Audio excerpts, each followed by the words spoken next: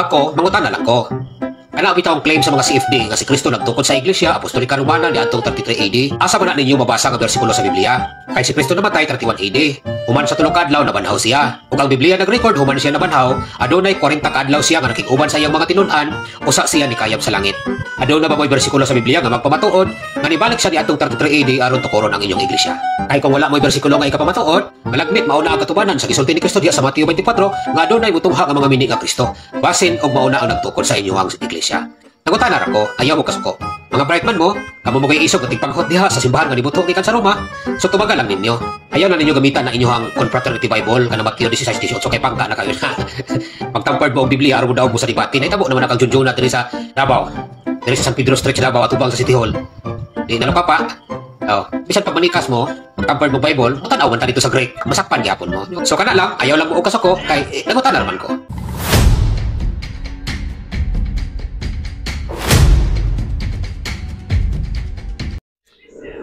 Maghatag og pangutana, unya ang pangutana gipaagi sa gitawag og deception. So ang mahitabuan na ang sumpay ni ana pagpamakat. Tanawan ni atong higala nga usa ka siguro basig pastor ni sa gitawag og Seventh-day Adventist. Pinakauna niyang punto gi-claim daw sa Romano Katoliko, particularly sa mga defensor Katoliko, ang iglesia gitukod ni Kristo natukod ni atong tuig 33. Unya pagkahuman ingon siya sa unsang pagkapaagiha nga natukod sa 33 ang iglesia gitukod ni Kristo nga mo na Romano Katoliko sumala pa niya nga natukod daw ang simbahan namatay na ang si Kristo 31 AD pa. So giun sa pagkatukod sa simbahan nga 2 years after na nga namatay si Kristo sa pag-abot sa pagtukod sa iglesia Katolika ni atong 33. Kana ang klase nga pangutana, ilhan kayo nga ang nangutana, nagpakauron ni ingnon nga naa siya hanaw pero walay hanaw. Way kabang kaagan. Anong wala may kabang kaagan tungod kay wa siya kabantay nga ang counting of years wala lang kaayo naga-focus sa isa ka tawo o sa isa ka historian. Remember, na ang counting of years, duluan to ni si kining pastoy, ang counting of years, duha ang presentation. Na presentation si Josephus nga usa ka Jewish historian ug usab si Dionysius Exiguus nga usa pud ka gitawag og monk nga nagpresent pod og kanang calculation concerning sa number of years. Ang simbahang Katolika ang gisunod niya kanang calculation ni Dionysius Exiguus.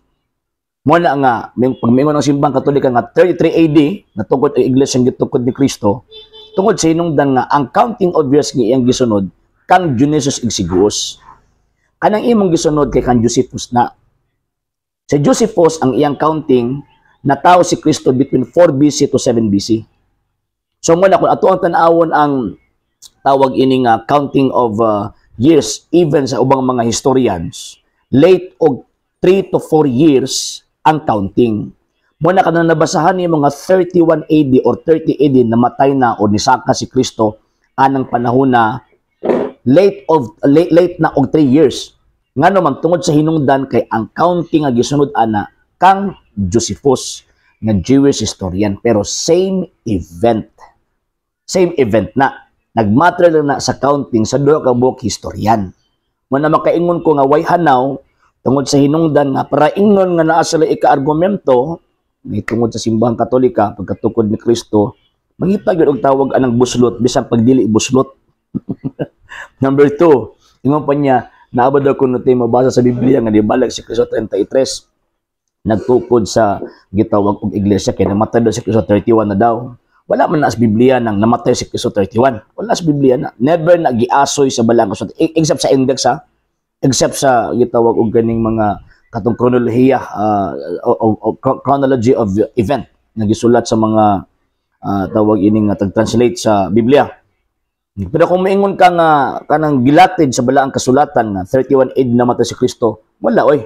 E kung atong sundon ang balaang kasulatan, St. Luke chapter 3, verse 23, nagsugod sa ministeryo si Kristo 30 anyos.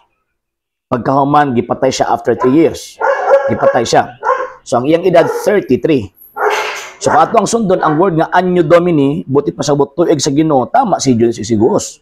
Na 33 namatay si Kristo, dili 31. Pero mo lagi na akong giingon nga nagsunod man sila sa kanang imong gi-quote na counting, nagsunod kang Josephus dili kang Judas Isiguos. And number 2 kay nag-quote mga history, ano ipabasa man nimo ang sa Biblia ang secular presentation. Kaya kana magong 31, 33, secular presentation man gud na nga nagalatid mahitungod sa history sa simbahan gitukod ni Ginoong Jesucristo. Nya ipapakita nimo sa Biblia. Ilan jud kay kang wala Dado kay kang tawag anong wala kay kana bang sana ba kana bitawng hilig kaayo mag-create og kuan, hilig kaayo mag-create og tawag ining story. Gi-question nimo ang simbang Katoliko, simbang Romano Katoliko. Nga sumala pa nimo nibuto lang dito sa Roma. Nya wa nimo question ang imuhang pundok nga nibuto lang sa Amerika. Mas maayo pang kung kana implied na nga pag-admitar ninyo ang simbang Katoliko duol gyud sa tawag ining kang Kristo. Nga naman tungod sa inungdan nga mabasa biya nga niabot ang iglesia sa Roma. Mabasa biya sa Biblia nga tungod sa pagtuo sa taga-Roma mikaylap ang pagtuo sa tibuok kalibutan. Dili na maklaim sa mga Amerikano. Kay never gyud nahitabo pod nga si Kristo niabot og Amerika para pagtukod ang iglesia. Kanang claim pod ninyo nga true church ng Seventh-day Adventist. Wala oy. Wala usahay kining itoy magsigig paggot ito sa iro. Nagtuo siya suklan sa iro. Pero night panahon na ang iro madaginot anang itoy. Number 3, ito pa niya nga di daw kuno namudaog anang mag-quote daw ang mga Bible nga mga tampered, sige ra mo pamasangil anang tampered nya pagkaman bisag usa ka ebidensya wa mo ihatag nga tampered yun na nga tawag ining Bible nga gi-quote sa ubang mga defensor Katoliko. Dapat sana ang inyong buhaton tambagan ta mo ha, mag-file mo og complaint dito sa publisher anang Biblia nga ilang gigamit. Mag-file mo complaint. Pagkahuman kadtong resulta or letter of admonition kumbaga or tawag ining letter nga gikan mismo sa publisher nga moingon na kanang gigamit anang tawhana, gigamit anak nga defensor Katoliko, tamper na. Di lang kiprungak-ngak, ba.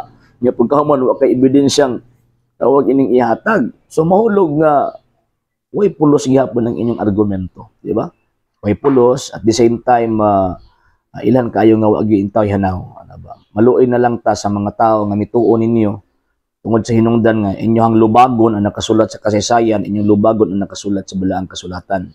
Sa Biblia, si Kristo nagtukod og iglesia, pamanyangan lina. At the same time na amay mga translation sa Biblia nga tawag ang dynamically gipresent na ang tawag ini nga name. Ngano man kay ang translation magud sa Biblia, pag i-translate magud niya na formal and dynamic form of translation. So sa inyo nga mukha man may tawag nga tan-awon nato sa gitawag og Greek na mas madisgrasya mo din na. Ngano man kay wala bi may otoridad sa pagsabot ni ana tungod kay dili man na inyong libro man na sa simbahan Katoliko. So mao na nga punto wala sunod kung maging magkorek-korek or tawag anang maghatag mo kritisismo by way of a question. So dapat mo ebidensyang ilatag. Puro ra mo tawag ining yawit pagkahuman wa mo ebidensyang ilatag. So maglataw ebidensya kay para dili ta mamahimong itoy ba nga ang paghot perting gamaya niya ang sa hunahuna di pud mohaom sa iyang paghot. Okay? Sa hindi pa po nakapag-follow sa mga pages po natin, i-follow nyo po yung mga pages po natin. RJ Horolanciano II, TV Apolia Punto Argumento page, Kuya Apologist TV page, and RJ's Vlog 2022. And pwede rin po kayo mag-send po dyan ng Facebook stars. And also, sa atin po mga channels, sa hindi po nakapag-subscribe, subscribe po ninyo yung mga channels natin, Dalay Catholic, Apologist International Official, RJ Sano II TV, Kuya Apologist TV, and Barrio Kawayan Religious Forum. And pwede rin po kayo mag-send po dyan ng super sticker, super chats, and super thanks. And maraming salamat po sa mga kapatid at mga Katoliko na ulis pong tumutulong sa programa po natin. Maraming salamat po. Nang dahil po sa tulong at suporta po ninyo, ang programa pong ito, until now, andito pa rin po sa social media. And until now din po, nangangailangan pa rin po tayo sa tulong at suporta po ninyo dahil wala po kami magagawa rito mga sir, mga ma'am kung wala po yung tulong at suporta po ninyo. Sa gusto pong tumulong, sa gusto pong sumuporta, pwede po ninyong ipadala ang tulong at suporta po ninyo sa pamamagitan po ng ating mga account numbers dyan po sa ating pong screen, and pwede niyo po kaming i-message sa ating pong page kung via remittance po yung ipadala po ninyo. Maraming salamat po in advance.